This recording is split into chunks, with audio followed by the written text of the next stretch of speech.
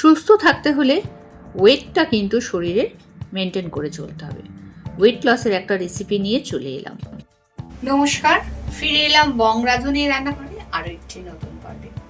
আশা রাখবো আপনারা প্রত্যেকে ভালো আছেন এবং সুস্থ আছেন। আজ একটি নতুন ভিডিও নিয়ে চলে এসেছি, সঙ্গে থাকুন আর সম্পূর্ণ দেখুন। ভালো লাগলে একটা শেয়ার করে লাইক করুন। নতুন বন্ধুরা সাবস্ক্রাইব করে পাশে থাকা বেল আইকনটি অল ক্লিক করুন, তাহলে প্রথম নোটিফিকেশনটা আপনার কাছে পৌঁছে যাবে।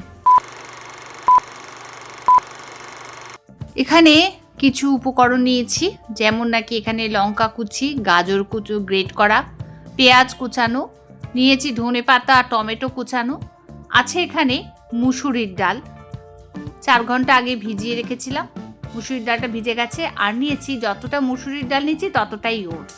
এটা হচ্ছে পুদিনা পাতা আর ধনে পাতা, এটা দিয়ে একটা চাটনি বানিয়ে নিতে হবে। তো প্রথমে একটা মিক্সির পাত্রের মধ্যে আদা, কাঁচা লঙ্কা, পুদিনা পাতা আর ধনে পাতা দিয়ে পেস্ট করে নেব। বন্ধুরা, আমি না বরফ ছাড়াই করেছি, তাই কালারটা একটু চেঞ্জ হয়ে গেছে। আপনারা বরফ দিয়ে নেবেন। আমার মিস হয়ে গেছিলো আর কি, মাথায় ছিল না, তাড়াহুড়োতে আমি বরফ ছাড়া করেছি, তো তাই একটু কালারটা চেঞ্জ হয়ে গেছে। আপনারা যদি বরফ দিয়ে এই মিক্স পেস্টটা করেন তাহলে দেখবেন একদম পুরো কালারটা সবুজই থাকবে। তো যাই হোক, এখানে আমি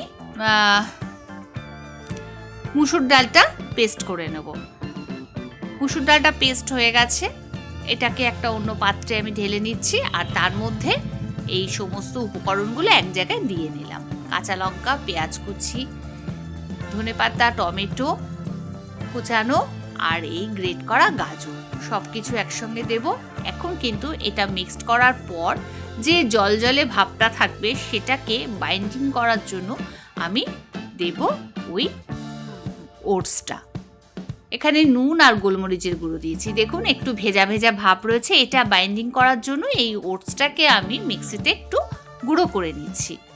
ওটসটা মিক্সিতে গুঁড়ো করে নেওয়ার পর আমি এখানে সম্পূর্ণটা একবারে দেব না, অর্ধেকটা দিয়ে একটু মিশিয়ে দেখে নেব কতটা পরিমাণে নিচ্ছে। কিন্তু সেকেন্ড টাইম যখন আবারও দিলাম তখন পুরোটাই লেগে গেল। ওই যে যতটা ডাল দিয়েছি ঠিক ততটাই ওটস নিয়েছি। দেখুন এখন বেশ বাইন্ডিং করার মতো একটা শেপ চলে আসছে, খুব সুন্দর। ওটসটা নিয়ে দেওয়াতে যে ডালের জলটা ছিল সেই জলটা পুরোপুরি টেনে নিয়েছে। এরকমভাবে আমি গড়ে নিচ্ছি প্রত্যেকটা, আর এইভাবে রেডি করে নিলাম। এখানে অন্য একটা ফ্রাই প্যানের মধ্যে বসিয়েছি, যেটা নাকি অলিভ অয়েল দিলাম। আর এই ফ্রাই প্যানে অলিভ অয়েলটা গরম হচ্ছে, ঠিক 3-4 চামচের মতো অলিভ অয়েল দিয়েছি। এখানে সবকটা কাটলেট এইভাবে দিয়ে দেবো। 1 রাউন্ডে না হলেও 2 রাউন্ডের মধ্যে ওই তেলের মধ্যে কিন্তু ভাজা হয়ে যাবে। দেখুন এইভাবে উল্টে উল্টে 1 রাউন্ড আগে ভেজে নিলাম, তারপরে একটু সাইডে সরিয়ে দিয়ে ওই যে তেলটা রয়েছে সেই তেলের মধ্যে কিন্তু বাকিগুলো দিয়ে দিলাম।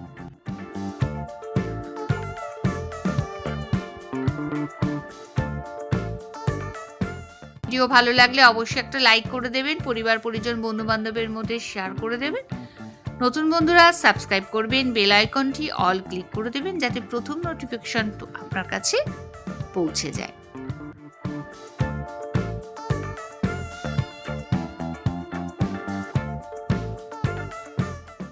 সন্ধেবেলার জলখাবারে এরকম একটা রেসিপি থাকলে আর কি লাগে।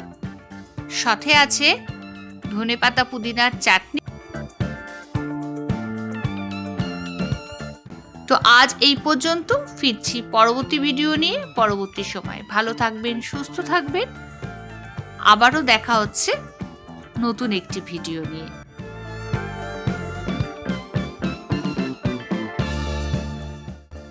সঙ্গে থেকে সম্পূর্ণ ভিডিও দেখার জন্য অনেক অনেক ধন্যবাদ।